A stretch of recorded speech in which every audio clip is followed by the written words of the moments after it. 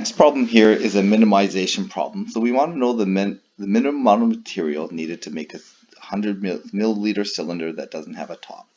So we want to minimize the surface area. So first thing is we need to come up with a surface area formula. So if it has no top, there's a circle on the bottom, and then there's the side surface, which is given by 2 par the circumference times h. So we have too many variables here, so we need to have another relationship, and that 1,000 milliliters represents our other relationship. The 1,000 milliliters is our volume, which is, for cylinder, is pi r squared times h. And that makes our h equal to 1,000 over pi r squared. And we can replace the h in here. Okay, we're going to take that. I'm just going to replace that, and then we have a surface area function that we can differentiate to find the max or min for. So the pi's cancel out, one of the r's cancel out, so I'm going to end up with 2,000 over r, okay, when I do the substitution. So I want to minimize this equation, so I want to find the derivative.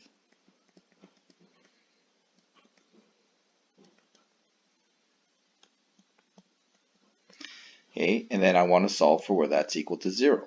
So when I solve that, I'm going to move the 2,000 r squared to the other side, so I get 2 pi r cubed when I multiply both sides by r, so r squared, and then isolate the r cubed, I get 1,000 over pi. Okay, so my radius is going to be the cube root of 1,000 over pi. So we can plug that into our equation, and we can solve for the minimum amount of material. We can plug it into, I'm just going to plug it into this equation here because I only need the r.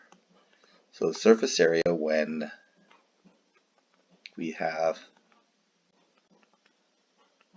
a radius of 1,000, the cube root of 1,000 over pi, is going to be equal to pi times the cube root, 1,000 over pi squared, plus, when I plug that in, I'm going to end up with, what's it going to be? It's going to be 2,000 cube root of pi over 1,000. Okay, and we can simplify that because the cube root of 1,000 is 10, but I'm just going to leave it like that. That's our surface area when we work that out. For the next one here, this is a related rate problem. So we have a 5 meter long ladder, so that's going to be 5 meters like that, and it's sliding down, so dy by dt is equal to 0.1, negative 0.1.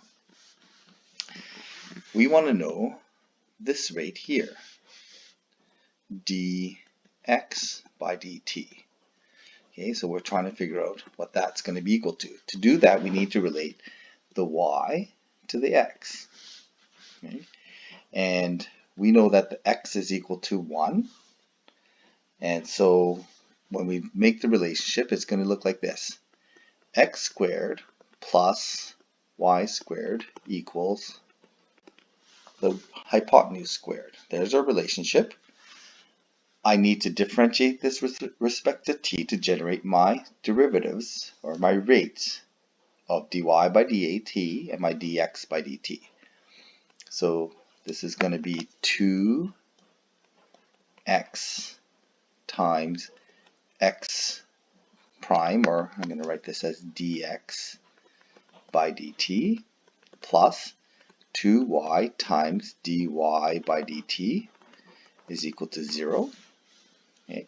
I know that x is 1, y is going to be square root 24.